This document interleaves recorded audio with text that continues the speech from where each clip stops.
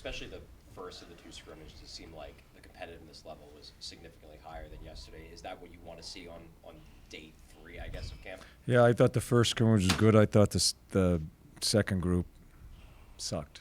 Is that why you came down there to? Yeah, it sucked. But the first group was good. Yeah. What did you say to them to kind of get them going? I said it to them, not to you. I think you've done that before in the past. I think Scott Hartnell said in Columbus one time you came down the steps and woke up a scrimmage. Is that just something? Well, yeah, and it's not. I don't think it's uncommon because when you have guys that now they're all down there eating together and they chum around together. I get that, but you still have to get your work in. And I just don't think we were anywhere near being busy enough in that scrimmage. I thought it was better as it moved along, and it's not about hurting anybody or doing something stupid, but you need to get your work in. I just felt the first part of that they weren't. Do you feel like Nick Delorier got things going in that first scrimmage? He was hitting people. It seemed like he was trying to get after it. Yeah, that line's played pretty good.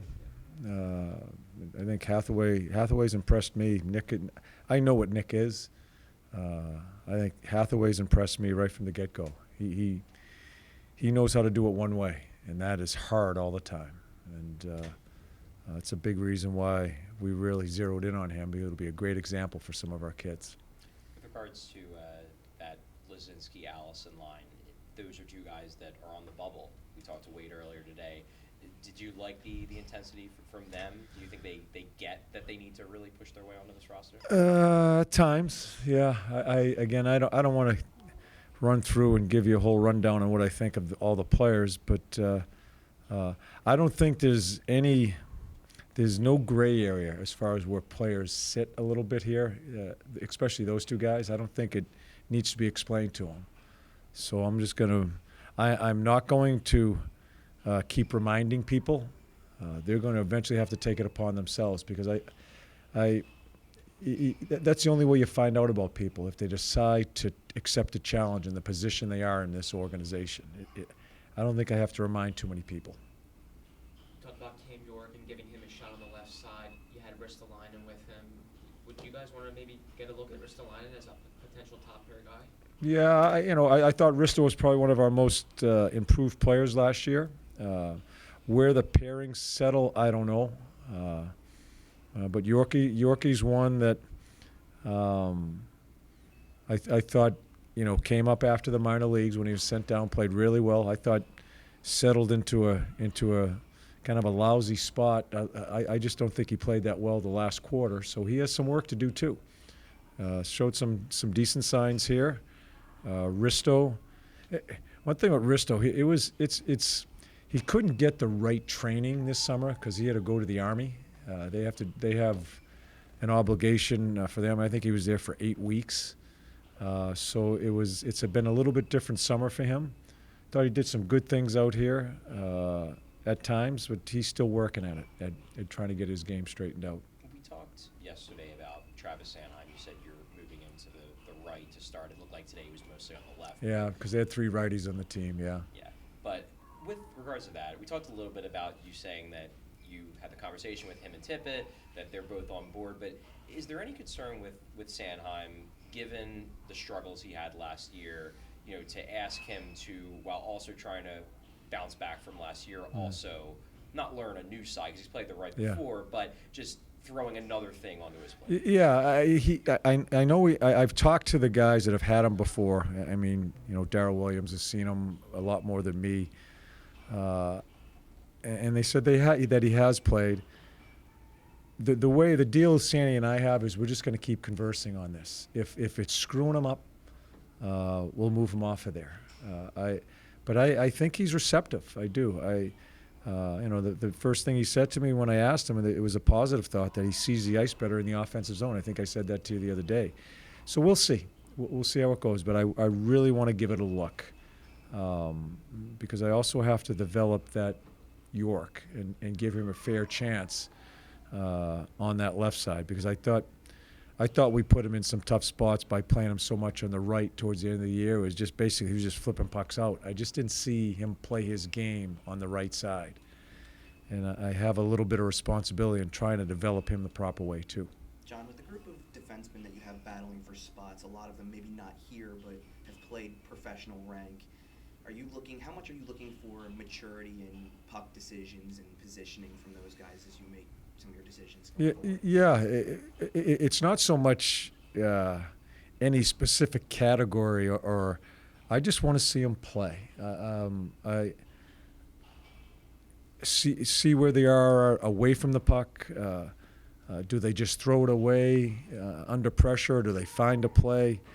It's not one particular thing that I have a checklist. I just want to see them play, and I think things come to you that way. I don't want to get too deep into it because I think it's going to be a pretty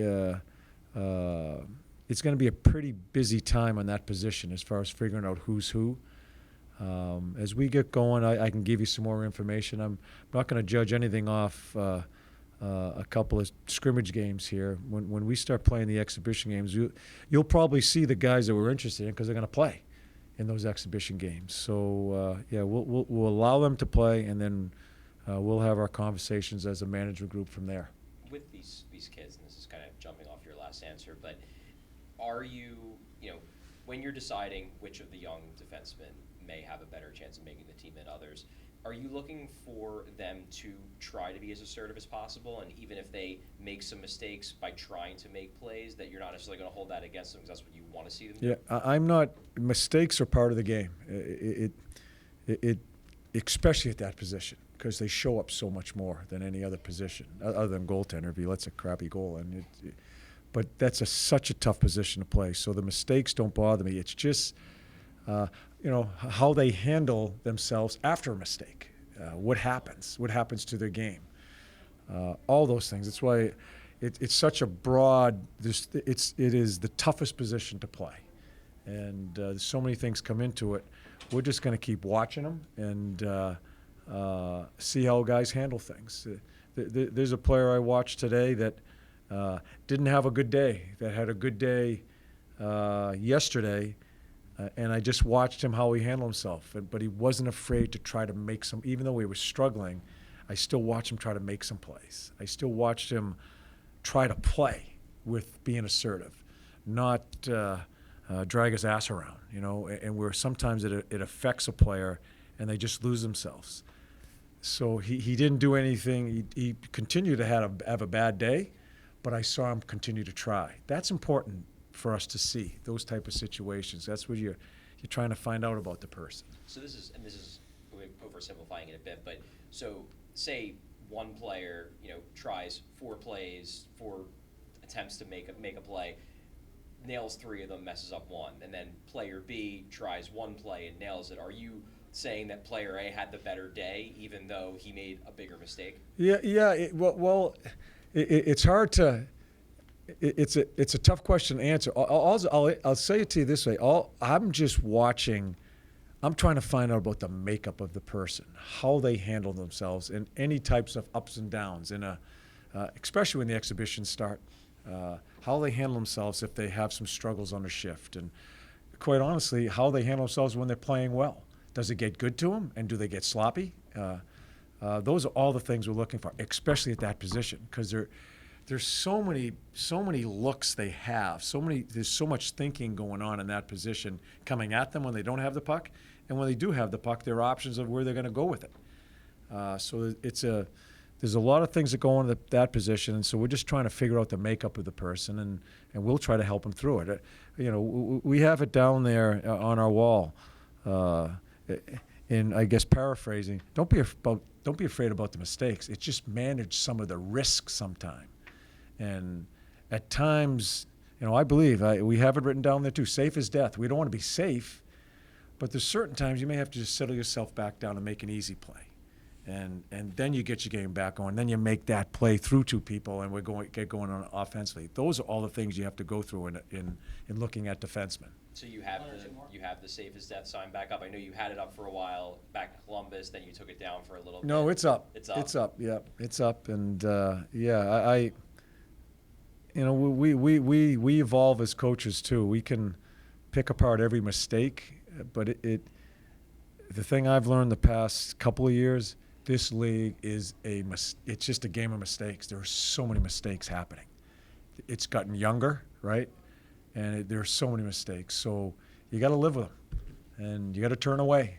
And if you don't turn away, you're going to lose your mind. And then you're going to buckle up your players where they're tightening up their sticks. So we're going to continue to try to help them through it, as long as they manage it the proper way at certain times too, that they don't get stubborn on us. So yeah, it's a real interesting situation. The last one is situational too, knowing when to push a little bit differently. There is managing the risk, situational play. And this is why I don't want them to be looking at iPads during the game, is because they need to see the momentums of the game. What is going on in that game? Are we just getting stuffed for the past 3 or 4 minutes? And if they're looking at their iPad, they're not even realizing what's going on. That type of situation, let's just simplify everything. And it may be a play off the glass and let us go chase it down instead of try to feather one. Those are all things, especially the back end, has to realize they are they're going to control the tempo and everything about what's going on with our game, because so much relies on them getting us out and also defending. Is that one thing you see with Andre, his ability to process kind of everything? Yeah, I saw that right away, and that's why I'm very interested in him. I don't think he's afraid to make a mistake. He made a ton today, but I don't think he's afraid to, and that's an important. That's a mindset. And to me, it's a skill. It's a mental skill, and you can see he has that right away. Last one, Jordan. Chris Dingman, he coached in Tampa, said you guys. Oh shit. I talked to him a while ago. He said you guys had to save his death as a motto. Yes. Did that start in Tampa? That was in Tampa. Yeah, and actually that came from my assistant coach, who was so good for me when I was a young coach, Craig Ramsey, and he'd coach. He had a unique way of coaching through storytelling and those type of one-liners and stuff like that. He was so good that way with the players, and I learned a ton from him. 2 different coaches. I'm at you, and he's telling stories and all that. He was so good for me, and he had some really good thoughts about trying to change the mindset of an athlete. Thanks, Coach. Okay, thanks guys.